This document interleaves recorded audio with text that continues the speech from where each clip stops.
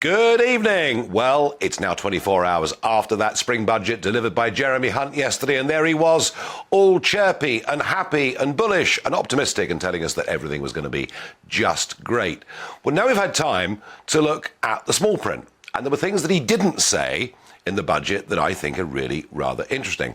One is around immigration. Didn't mention it, but no, the projected figures are that for the next 4 years, net migration will run at an average of 250,000 people every year. Gross, that will be 1.6 million new people coming, living and settling in Britain over the course of the next 4 years. Now, I doubt that number, given how lax we are, and if you add on top of that illegal immigration and people not leaving, I suspect the number will be even bigger.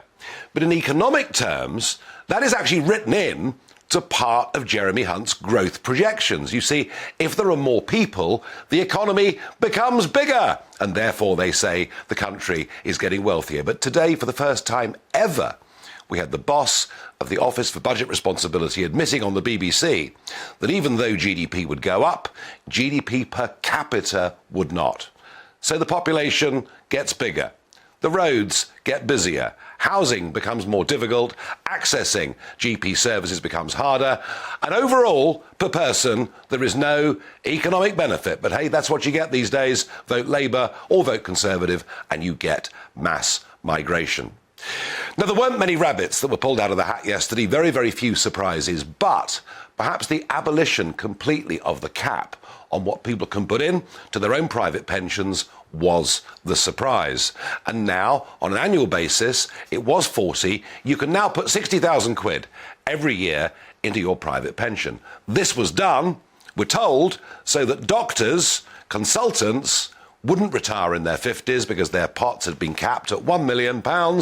They'd stay on in the NHS. But inevitably, the feeling, and I had it last night when I was talking up in Doncaster, inevitably, there's an attack line here for Labour that says the wealthiest 1% of earners have benefited hugely. Oh, and by the way, the money that goes in to those private pension pots is a very good way for them to avoid, or those after them to avoid, inheritance tax as well. And what everybody else has got is a rising tax burden. I was amazed how flat-footed Sir Keir Starmer was on this yesterday, but then, like most modern-day politicians, the speech is written for him by somebody else, pre-written before the budget, and he just stands up and reads it. But Rachel Reeves, the Shadow Chancellor, has been out on the attack today. Let's have a listen. This £1 billion or more giveaway is the wrong priority when ordinary people are facing a cost of living crisis. That's why we're going to force a vote on this in the House of Commons on Tuesday and encourage Conservative MPs to vote for their constituents who are struggling with the cost of living crisis, rather than voting for a tax cut for people who can already save £1 million or more into a pension. And an incoming Labour government would look to reverse these changes, because I don't think it's right that an unlimited amount of money can be saved into pensions with a government, with a taxpayer subsidy for it.